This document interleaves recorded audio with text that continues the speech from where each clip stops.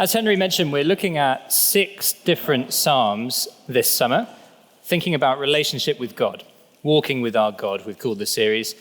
Now, as Henry said just now, most of us will know that Christianity is not about rules, it's about a relationship with God through the Lord Jesus. What does that mean? A few years ago, I was talking to a friend who isn't yet a Christian, and I said this sort of thing to him: Christianity is not about rules, it's about a relationship. And he said, okay, so what's that like? And I gave him a few right-sounding answers, and I made sure I sounded pretty enthusiastic. But reflecting on it afterwards, I just started to wonder, what is my relationship with God like at the moment? How much is that question even on my radar? And that was quite a challenge to me.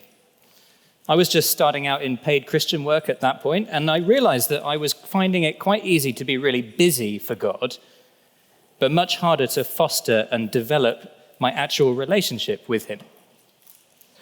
And I suspect I'm not unique in that. It's very easy, whether your salary is paid by the church or not, to get really busy for God, don't get me wrong, doing lots of really good stuff, but fail to actually spend time with him. Fail to actually cash in, if you like, on the immense privilege of walking daily with him, our Creator who loves us and guides us. So, as Henry mentioned, we're going to be in groups this evening. I've got our first little group discussion for us on the handout. I've put a couple of initial questions down to discuss, and this is on the side that has the St. Helens Bishopsgate logo and everything. I'll give you 5 minutes or so for these questions, maybe 4 minutes. So off we go into groups, those first 2 questions. Now, I don't know how you found that. There might well have been quite a variety of answers around your tables. And please do let me know afterwards what you were chatting about, because I'd be really interested to know. But hopefully that discussion has at least highlighted to you the importance of this subject. So let's get into our psalm tonight, which is Psalm 27. And I've printed it out on the handouts for you, which is why we haven't got Bibles on tables. I know, radical. Now, some of you might know that a lot of the Psalms, including this one, are written by King David. And they're quite focused on David's particular role being king over God's people. And when you get a psalm like that, it's important that you read it through the lens of, this is about the king, David, and ultimately King Jesus. But Psalm 27 isn't quite like that. Psalm 27 is actually much more David speaking in his role as a regular guy trying to walk with his God. David the man rather than David the king, which means we can take it much more directly to us. So what we'll do is I'm going to read Psalm 27 out, but after I read it, we're going to go straight back into groups to do a bit of work around tables, trying to understand it. And I've put a few questions on the same side of the handout for you to think about on your tables. So what I suggest is that while I'm reading the psalm, you're listening with those questions in mind. So what does David believe about God? What's his own attitude towards life as a result? What does David ask God? And then if you have time, do any of these things develop? So, Psalm 27, of David. The Lord is my light and my salvation. Whom shall I fear? The Lord is the stronghold of my life. Of whom shall I be afraid? When evildoers assail me to eat up my flesh, my adversaries and foes, it is they who stumble and fall. Though an army encamp against me, my heart shall not fear. Though war arise against me, yet I will be confident. One thing have I asked of the Lord, that will I seek after, that I may dwell in the house of the Lord all the days of my life, to gaze upon the beauty of the Lord and to inquire in his temple. For he will hide me in his shelter in the day of trouble. He will conceal me under the cover of his tent. He will lift me high upon a rock. And now my head shall be lifted up above my enemies all round me. And I will offer in his tent sacrifices with shouts of joy. I will sing and make melody to the Lord. Hear, O Lord, when I cry aloud. Be gracious to me and answer me. You have said, seek my face. My heart says to you, your face, Lord, do I seek. Hide not your face from me. Turn not your servant away in anger, O you who have been my help. Cast me not off, forsake me not, O God of my salvation. For my mother and my father have forsaken me, but the Lord will take me in. Teach me your way, O Lord, and lead me on a level path because of my enemies. Give me not up to the will of my adversaries, for false witnesses have risen against me, and they breathe out violence. I believe that I shall look upon the goodness of the Lord in the land of the living. Wait for the Lord. Be strong, and let your heart take courage. Wait for the Lord. Off into groups. I hope that was a helpful exercise. I really wanted to show you that you don't have to ask anything too complicated to get quite a lot out of a psalm. So I hope that was an encouragement. You might even have been able to spot a few useful lines of application for us, even just from that simple exercise, I don't know. Or potentially some things you could even lift directly from the psalm and say to God yourself. One thing have I asked of the Lord, that will I seek after. So, shall we get into the psalm in a bit more detail? You might have decided it divides fairly neatly into two halves, I think. So verses 1 to 6 and then verses 7 to 14. The format from now, I'll say a bit on the first half, then we'll break, think about how it applies in our groups and pray. And then we'll repeat that process for the second half, okay? We're now on the other side of the handout. And we've printed the psalm again in those little A5s. That was my mistake, so that you don't have to flip it over. So, verses 1 to 6 then. I want to call this half of the psalm the theory. In these verses, I think David's not actually directly asking God for anything. He's not praying to God. He quotes one of his prayers, but he's not actually praying. That stuff, if you like, the practice, comes in the second half. Here, in 1 to 6, David is mainly reminding himself of things that he knows about God, and he's reminding himself about how he should live as a result. So, what is he reminding himself of? The big thing, surely, is God's ability to help him. I'm sure you saw that sort of thing in groups a moment ago, God's ability to help. So just look at some of the stuff that David says about God. Verse 1, the Lord is my salvation, the stronghold of my life. Verse 2, he goes on to say that God really does help me. I've got personal experience of it.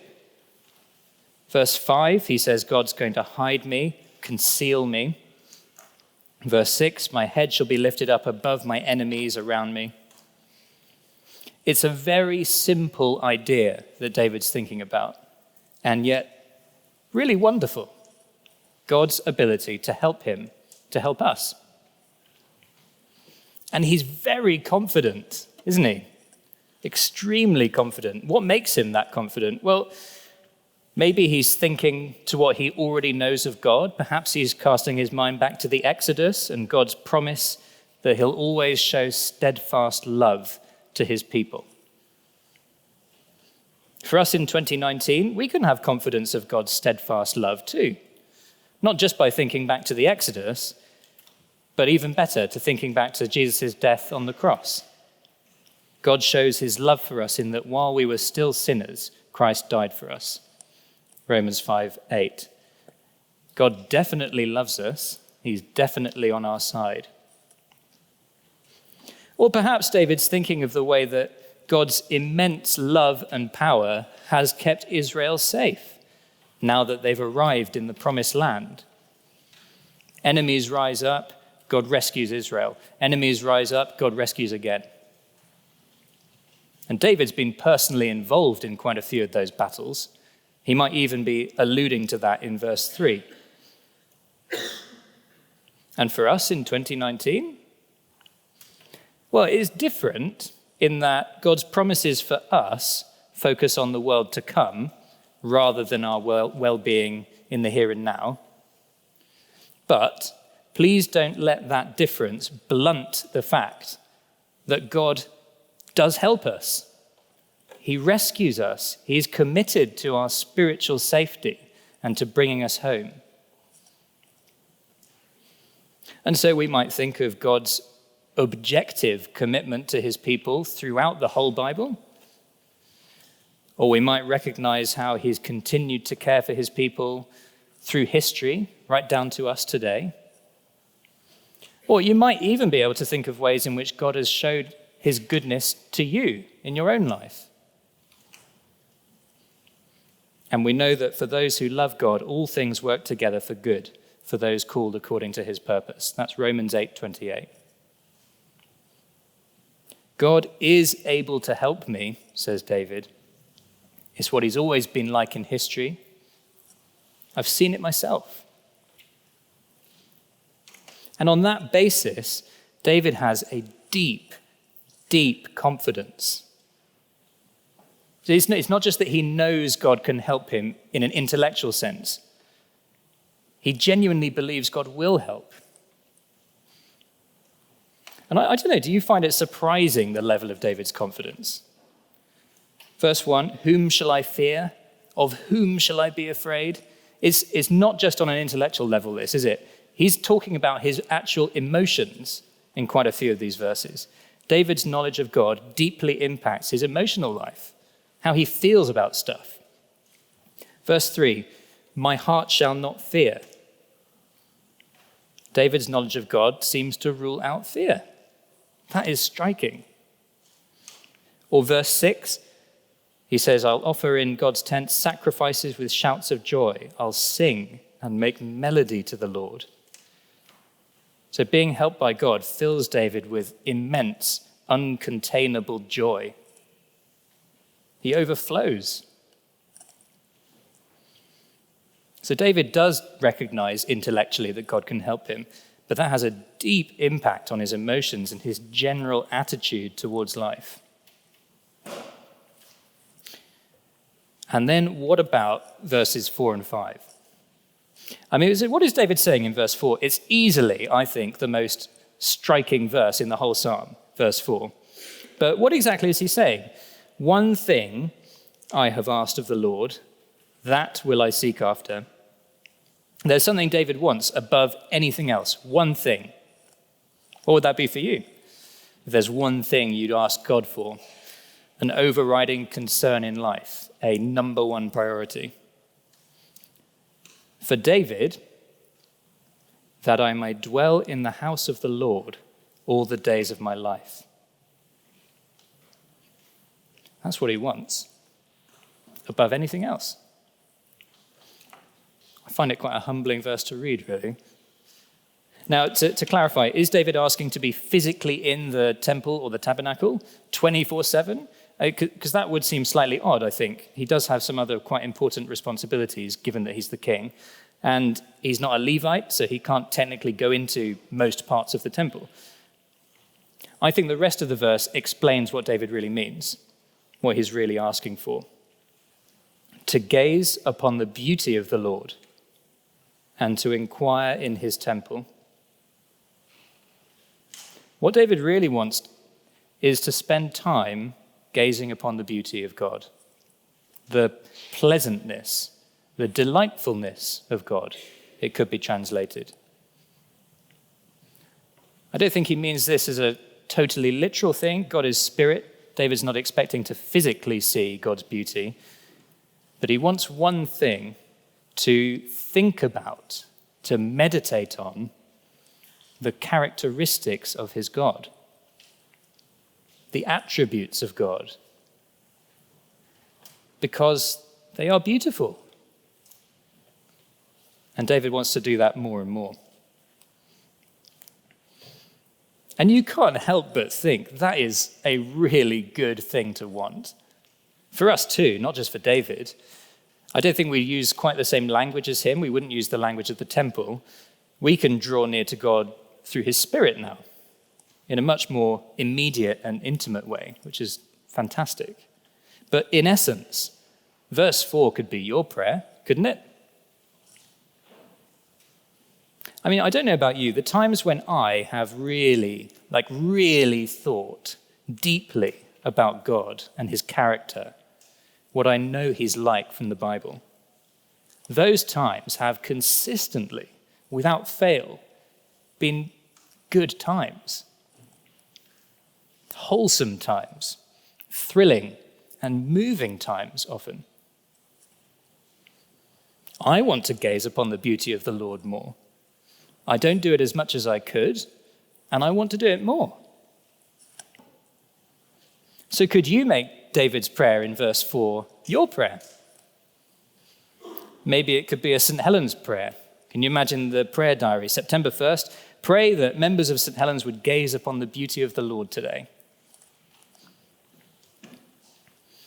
And there is a connection here with verse 5. So do you see that verse 5 begins with a for? There's a link. For he will hide me in his shelter in the day of trouble. For he will conceal me, lift me high upon a rock. I think the connection is like this. God is able to help me, David's been saying all along, and in the day of trouble, God will help me, and that is why I pray verse 4. That's why I always want to think about God, to meditate on his characteristics. David's saying, I want to gaze upon God's astonishing, undeserved, steadfast love for me. I want to think about God's ability to rescue and to help. Why? So that when my personal circumstances get tough, I know who to turn to in practice. And we'll think more about the practice in a minute when we look at the second half of the psalm. But first, it's time now for us to break into groups again. I think we'll have a good 10 minutes at this point, just applying verses 1 to 6. I've put 2 questions there, which I hope are quite meaty. And then please make sure you spend some time praying before I draw us together at 22. So, we've had the theory. Now it's the practice, verses 7 to 14. Now, in these verses, David's actual situation is very much in focus, and it is not a good situation. So, verse 10, he says, my mother and my father have forsaken me.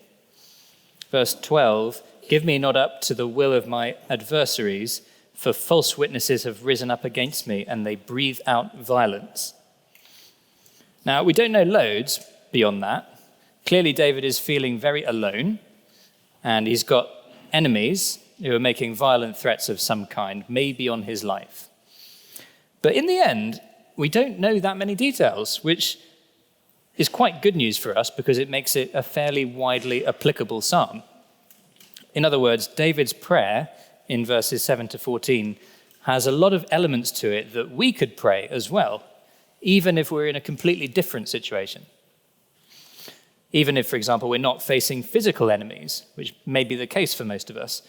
Perhaps we're up against some other kind of enemy, the world, the flesh, or the devil. This could still work as our prayer. Now, in group work right at the start, one of the questions I put down was, what does David actually ask of God? And you probably circled quite a lot of things if you were scribbling on the sheet. So I counted 10 things that David asks God in the second half. Hear, O Lord, be gracious to me, answer me, hide not your face from me, turn not your servant away, cast me not off, forsake me not, teach me your way, lead me on a level path, give me not up to the will of my adversaries. In summary, help me, God. Or maybe it's more like, help me, God. He seems to be in a bit of a crisis. He's asking God, he's crying out to God for real intervention, for God to actually do something about it. It's worth considering just on that. How much do I ask God to help for actual intervention in my life? I mean, it's sometimes possible to sort of feel like God's got too many other things on his mind. Surely he doesn't want to hear about my issues. But I think if there's one thing these verses do, it's that they legitimize asking God for help. They free us to just do it. And I noticed three things about the way that David approaches God about his problems. There's probably more things than three, but here are my three. Firstly, he's really persistent. That's obvious, isn't it? He asks more or less the same thing 10 times.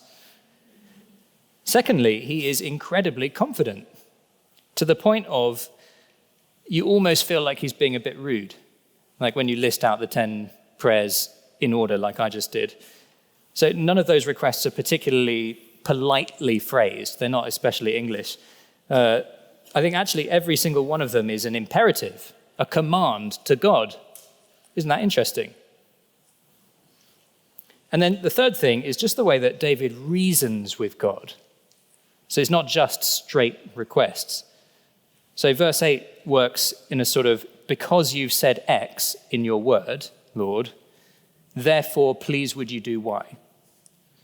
So David is reasoning with God, and that's part of what gives him confidence, because he's reasoning on the basis of God's word. Or verse 9, he says, don't turn me away, Lord, you who have been my help in the past. So he's appealing to previous experience. It's like, because you have helped me in the past, I know that you can do it again. So I think the message here is you, me, we can cry out to God for help. And we can do that in a manner that is persistent, confident, and logical. I noticed something else that's interesting. So in the crisis period of verses 7 to 14, I looked through it carefully, and you don't actually see that the situation improves at all by the end of the psalm. So if you look at verse 12, at that point it's clear things are definitely still pretty bad. But then in verse 13, David says he's looking forward to things getting better. And in verse 14, he ends by telling himself to wait confidently for God to intervene. But the actual situation, there's no evidence that it's changed at all. What I find interesting is that despite that, the psalm still seems to end on a really high note. Do you get that feeling? You just think, how can that be when David's enemies are still at large and he might even still die? I think it's because even though the situation hasn't changed, David's state of mind has. I think it's probably all of that time that David spent meditating, delighting in God, back in verses 1 to 6. Does that make sense? So he's invested all this time thinking about the character of God. So when the crisis hits, he starts off, yes, in desperation. He's not immune from that. But then his first thought is to cry out to God. He doesn't look anywhere else. Hear, O Lord, hide not your face. And then quite quickly, so by verses 9, 10, 11, David's beginning to remind himself once again of God's character. Similar stuff to what he's been saying in verses 1 to 6. You who have been my help, God of my salvation, the God who can teach him and lead him. And then he finishes on a note of real confidence, even though nothing has changed externally. Verse 13, I believe that I shall look upon the goodness of the Lord in the land of the living. And then that wonderful exhortation to himself and us as well. Wait for the Lord. You can be confident that God will do the right thing. He will save you eventually. Be patient. Trust him to help. So, over the course of verses 7 to 14, David's soul quietens. He finds that he's able to ride out the crisis, confidently trusting in God's love and salvation, delighting once again in God's beautiful character, even though the help hasn't actually come yet. Have you ever had a crisis like the one David's having in this psalm? Maybe you're experiencing some sort of trouble right now. Some of us will be, and hard times definitely will come for all of us in the future. What attitude will you have when the crisis hits? Will you have confidence in our God, like David?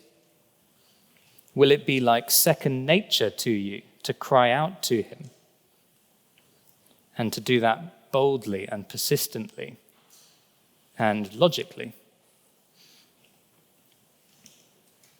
I think most of us know a great number of the wonderful promises from the New Testament. So Romans 8:28, I mentioned it earlier. We know that for those who love God, all things work together for good, for those who are called according to his purpose. God works all things in life for our good, not always physically. Remember those differences.